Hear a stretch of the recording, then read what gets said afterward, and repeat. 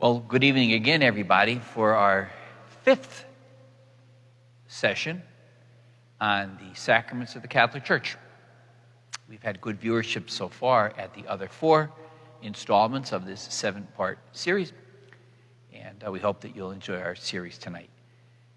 Let me say in advance, in talking about holy orders, first of all, none of these sessions is intended to provide an exhaustive treatise on any of the 7 sacraments. They cover basic points, some things that maybe you never learned in religious education classes or at a Catholic school, or learned them so long ago you've forgotten them. So we just want to touch on some basic points that will help you understand the faith and hopefully practice the faith a little bit better. When I said that it's not meant to be exhaustive, that is especially true when we are talking here tonight about holy orders. I have with me Deacon Joe Marcellus, recently ordained as a permanent deacon, and myself. We have nobody else here today, and you'll understand why as we go on. But I want to say in advance, tonight does not address the issues that are often very argumentative. Why are women not allowed to be ordained as priests? Why are married men not ordained as priests? Why can priests not get married, etc.? Those will be extremely controversial topics, just those two. That would take longer than we probably have time to film, and it would probably still not be satisfactory to many people. And we're not going to go back to the Old Testament roots of the priesthood. That too would take a long time, going back to Melchizedek and people like him. So I'm going to cover the things that are confusing to our people and sometimes are problematic to our people. So I will talk a lot about priesthood and the episcopacy, the role of bishop, and a little bit about the diaconate, and then Deacon Joel will close our program by talking about his role as a permanent deacon, what it means. So I probably should start by talking about the role of the bishop, but I won't. Most of us never speak to our bishop, maybe once in a while at a special occasion, but he does not have all that much contact with you, the basic average parishioner. The priest does. And so I'll start with the priest and then kind of work around from that point of view. And this talk might be called there are two types talk. There are two types of priests. And this can be very confusing to our people. I know it is because they tell me that. Some priests are diocesan priests. That is what I am. I am a priest trained by and for the Diocese of Scranton. As a diocesan priest, I, in all likelihood, will spend my entire career, as I have, working in the 11 counties of the Diocese of Scranton at the assignment by the bishop. It is possible in an extraordinary circumstance that a diocesan priest would be assigned outside his diocese, but that is uncommon, almost rare. I live here, and work here, and serve here. You paid for my education here in the Diocese of Scranton, and I am yours, and you are mine. There are many different spots in the Diocese of Scranton where I might be assigned, from as far west as Williamsport or Sayre or Elkland, places that are far west of where I'm sitting here in the city of Scranton, or far east of here, like Stroudsburg or East Stroudsburg, places like that.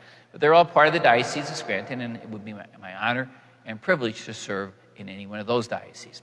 Another priest might belong to the Diocese of Allentown or the Diocese of Harrisburg, and those priests would serve, except in rare circumstances, in those particular dioceses, ordained by the bishop of that diocese to serve the people of that diocese. That's a diocesan priest. Might be different jobs I might do. Somebody is the vocation director for a diocese. Somebody is the head of the tribunal, works largely on annulments.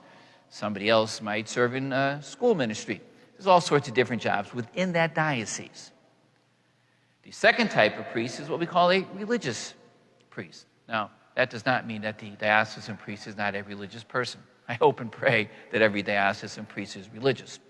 But when we use the term religious in terms of priesthood, we mean a priest who is part of a particular congregation, a community, such as the Passionists, who serve us over at St. Anne's Monastery, for example, the Basilica in West Scranton. They are not under the bishop of the Diocese of Scranton. They are not. Bishop of the Diocese of Scranton will not reassign a priest from St. Anne's to a different parish unless he has special permission to do so. Naturally, the bishop must ensure that the person who is a religious priest, part of the Passionists or the Jesuits or the Franciscans, isn't teaching something heretical or something like that, at which point he would have to step in. But he does not have power over the religious priest. The religious priest who is a Passionist has felt a call to the ministry or charism that the Passionists specialize in, which for them is usually preaching retreats, things like that. I was trained by Vincentian priests. They are priests, followers of St. Vincent de Paul, who in Paris, 500 years ago or so, founded his community, the Congregation of the Mission, to feed the poor and to train priests. That's why I was trained by Vincentian priests. Not to serve as a Vincentian, but to serve in diocesan ministry. A priest who's over at St. Anne's, who is not under Bishop Bambera at the current time, for example, he could be assigned to China tomorrow. And maybe he already has been, to serve in far-flung places of the world to do his ministry there. That's a big difference between a priest here in the diocese and a priest who's part of a religious community. We are both equally priests. We are called presbyters. He can celebrate Mass, I can celebrate Mass. He can hear confessions, I can hear confessions. I may go over there and help with confessions at the novena, for example. And I'm honored to do that. A priest from over there might come over here and celebrate a wedding or help with the funeral, whatever. He's just as much a priest as I am, no more, no less. We just have different visions of where we work and why we work, and we take it from there.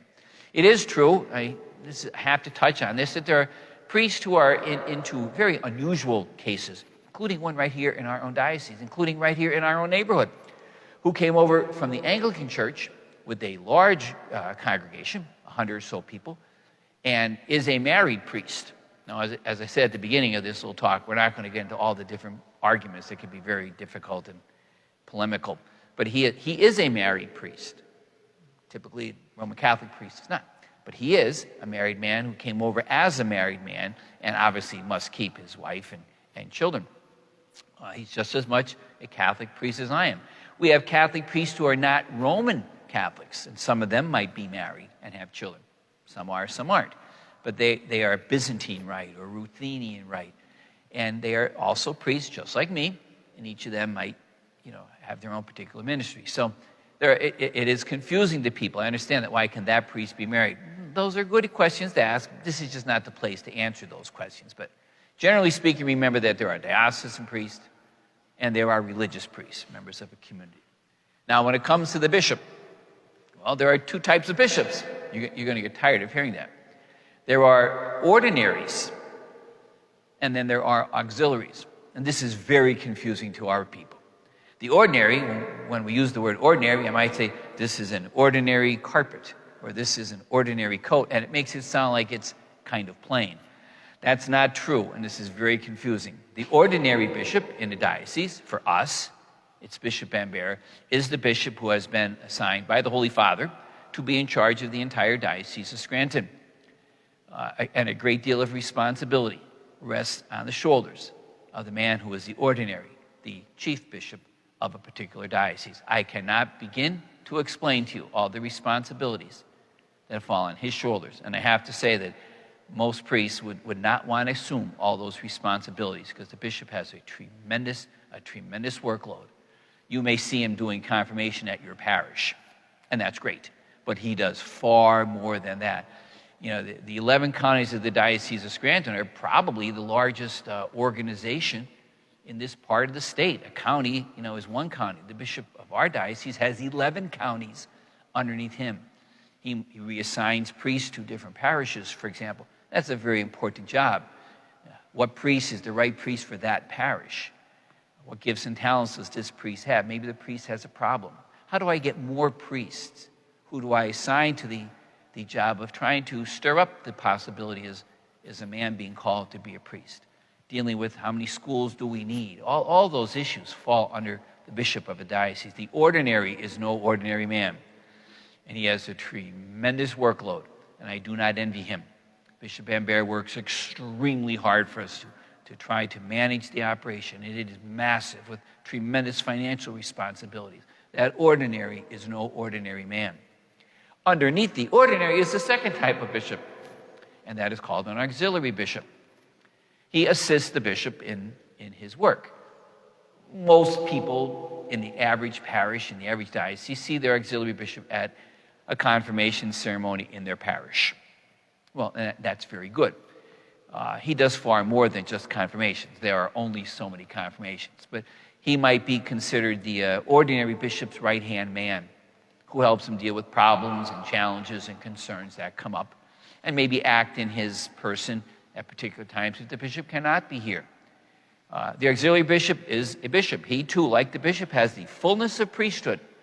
The auxiliary bishop is not like, a lackey far down the ladder. No, he's a bishop too. I'm not a bishop. Bishop Bambera is a bishop. He has that fullness of priesthood that I do not have. But the auxiliary bishop is also a very important man who helps the bishop, if there is one, an auxiliary, to run the massive responsibilities of a chancery and a diocese. We at this time, for the first time really in a very long time, do not have an auxiliary bishop to assist Bishop Bambera. That means that much of that work right now falls squarely on our bishop's shoulders. He has no one else to cover the 11 counties of the Diocese of Scranton to do confirmations, for example. Maybe the Holy Father will appoint an auxiliary bishop here tomorrow. Who's to say? Many people ask me, well, how does one become a bishop? If the bishop has the fullness of priesthood that I don't have and can ordain a deacon or a priest, which I cannot do, well, how does one get to have that position if one would want the awesome responsibility? And you know what, my friends at home? That is a very good question, to which I do not have an answer. Some would say, why don't we do what our country does and have an election? Candidate A and candidate B would be presented to the people of the diocese, and they would say, well, we vote for candidate A over candidate B. Well, I guess we could do that. There are problems with doing that, which are probably why we don't do it that way. How would I know a competent priest from Phoenix, Arizona? I would not know if he's a good man for the Diocese of Scranton. He might not know if he's a good man for the Diocese of Scranton. Instead, I believe it works something like this, that the Holy See or the Congregation of Bishops, in consultation with bishops here in our own diocese, I would assume, have a file, a manila folder, whatever, on men who have demonstrated that they have talent and might be candidate for being a bishop when an opening happens and we need a bishop for this particular diocese. For example, in many dioceses in our country, where maybe the majority of the people are of Hispanic background and speak Spanish, it would certainly be a good idea for a candidate for bishop in that diocese to be fluent in the Spanish language. Most of us don't have that skill or gift. So somewhere up the line, higher up than me, I'm sure they have files on people who would make excellent bishops. And when an opening happens, as they do, people die, retire. There's a process. I have no idea how it happens that competent men have been, selected or not. I honestly don't know how it happens. It's not my job to know how it happens. And I guess the Congregation of Bishops or the Holy Father himself finally make a decision that this person is the best person for that job in that diocese, and he is selected. I have really no idea how that happens, other than I'm sure they work hard to make sure they get the right person, and usually they do. Most of our bishops have done an excellent job. As you all know, many times in the last few years, our bishops have had to deal with very difficult problems, including personnel and all sorts of challenges. And I think they worked very hard to try to address the concerns and let the people know that they can trust their priest and they will be given good men to serve them. So how does it happen exactly? Does one become a bishop? I honestly don't know. But I know they try to pick the best person, whoever makes the selection, and generally I think they've done a good job. I could talk about bishops forever. It's obviously a very important function. There is also the deacon. And there are two types of deacons. Yes, there are. And I, for about 6 months, served as what is called a transitional deacon. That means I was transitioning from being a layperson to being a deacon, and then with the hope, as happened, that I would eventually get ordained as a priest. Being a transitional deacon in most dioceses, as here, something like an internship. The person who is ordained a deacon is no longer a layperson. Like Deacon Joe here, who is a deacon, he is no longer a layperson. He is ordained. And the transitional deacon has certain responsibilities, like the other jobs of priest or bishop. Among them include baptizing, preaching, visiting the sick, instructing the young, etc. The deacon and this is where a lot of people are confused, when he is ordained a deacon, takes the vow of celibacy at that point. The deacon, much like the priest, in almost every case, is not married. The deacon has gone through, the transitional deacon, as I was for a brief period of time, gone through about 7 years of school. He's expected to know his stuff and be competent in what he is doing, and to understand what the vow of celibacy entails before he takes that vow of celibacy as a deacon. He doesn't retake it once he is ordained a priest, but he is an ordained man, he is in holy orders, and he has certain responsibilities. Hopefully he carries them out very well. For 6 months to a year, and then, generally speaking, if there's no major problem or difficulty, he will be ordained a priest, either for his community or for his diocese. Now, in the last few years, again, there are two types of deacons. Well, we have one of the other type of deacon right here. Some years back now, not too many years back, we as a church across the world, and very much so here in our country, began what is called a permanent deacon. And that description is important. He does not expect ever to become a priest. He is permanently a deacon, and with some of the same responsibilities as a transitional deacon. So Deacon Joe Marcellus was ordained by our diocese on Thanksgiving weekend, and he's going to say a few words about what is a transitional deacon, especially as opposed to what is a permanent deacon as opposed to a transitional deacon. So Deacon Joe, if you would, please. Thank you, Father. So what is a deacon? Well, the formal definition of the word deacon comes from a Greek word, diakonia, which translated is a servant or a helper. So, as Father alluded, there is a permanent deacon and a transitional deacon. All priests and all bishops are a transitional deacon first. I think that's important that priests and bishops are deacons first before they get ordained through the seminary and then at their ordination. So the other big thing is a deacon is not a priest. He's not a mini priest. He doesn't do things that a priest can do in certain circumstances and certain sacraments. But we assist the priest. It's not a priesthood, but it's a ministry of service. So what are the things that I can do? I assist at Mass. I do certain readings. I read the gospel. I do the penitential rite. I will be able to say a homily. I have one more class to do before that. I can receive the gifts. I help prepare the altar. I distribute communion. I help with baptisms, which I'm finding very, very gratifying and helpful. I can assist at funerals and wakes, funeral services. I can witness marriages. I can go take viaticum to the dying. I can go to nursing homes, which is something I did at my previous parish once a month. Bless certain religious articles. The other big part of the diaconate is the service end besides the Mass end. So there's a lot of charitable work that we try to do. And one of the small things I do is once a week I help at St. Francis Commons, the veterans home I work at.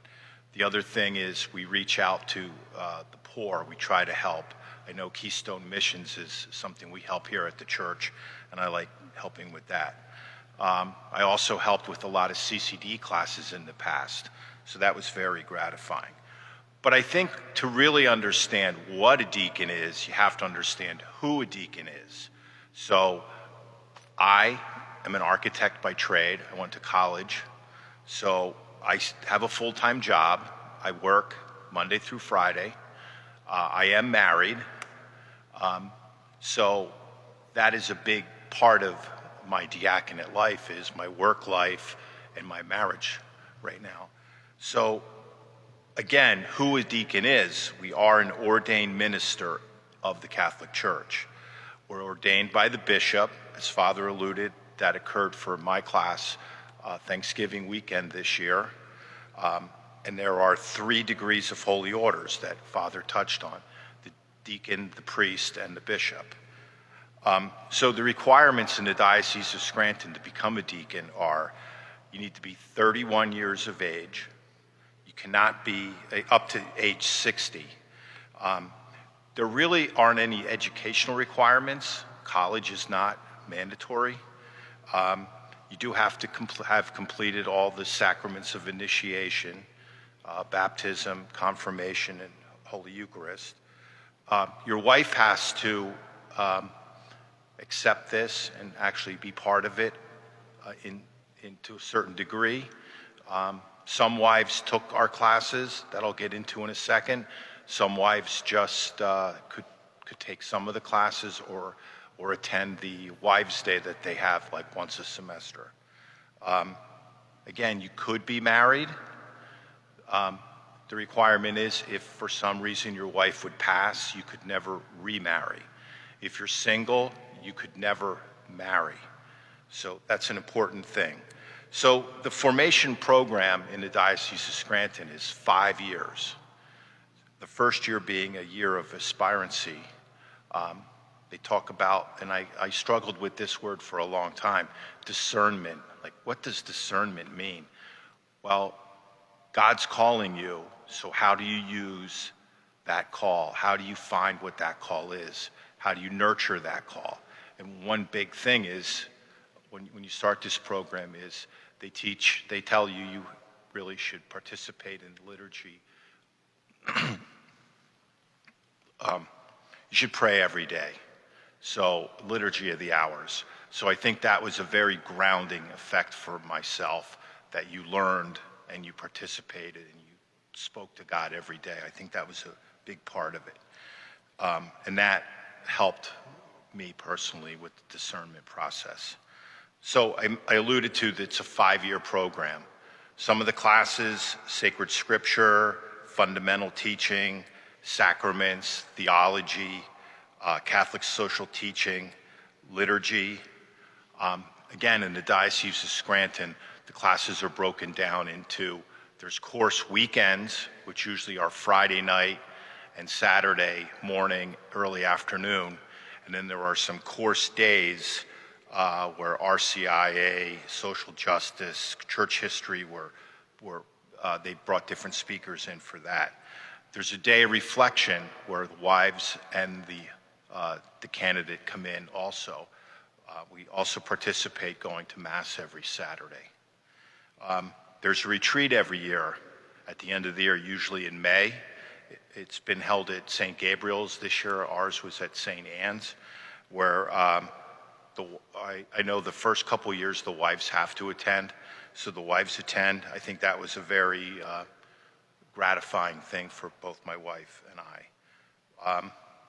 The big thing about the diaconate is you're not alone. At times you might feel alone, but I feel I'm very good friends with my 7 other classmates. We help each other out. We got through this together, not individually. I also think there's a couple deacons that we counted on. Specifically, if we had any issues or a question, we could call certain people up. And there are priests that we called and also helped us through this journey. So it's not always what we do to serve in the diaconate, but it's how it affects us all. I try to serve, and one thing I've learned is by doing more, you receive back so much more. It makes me want to do more and to serve more. In closing, I really love this journey. I've learned a lot in my diaconate journey, and I'm learning so much more through serving God's people. Well, and I really thank Deacon Joe. That was an excellent description of not just what a deacon does, but who a deacon is. This program is relative, in the long 2,000-year history of the church, it's only been part of our Diocese of Scranton now since it was reestablished for about 30 years or so. But it has been a great blessing for us. I think at this point there are almost as many deacons as there are priests. It's close. We turned 100, 101 maybe. Wow. So. And it is a tremendous assistance to me. For example, suppose I have a funeral, 10 o'clock in the morning. I may have a wedding at 1 o'clock in the afternoon. And getting back and forth to the cemetery may be almost impossible. And the people want and deserve excellent service. To have someone who could put on a dignified burial for that woman. That's the only funeral mom's going to have. And she deserves excellent service. And when the deacon gets up to preach at Sunday Mass, which Deacon Joe is not yet quite empowered to do, but will be soon, the people deserve excellence. They deserve nothing less than excellence. And I'm very, very hopeful, and I'm sure that he will be able to provide that for our people. I'll take a little bit of the burden off of myself or Father Garda, who is my assistant, who is a retired priest, another type of priest.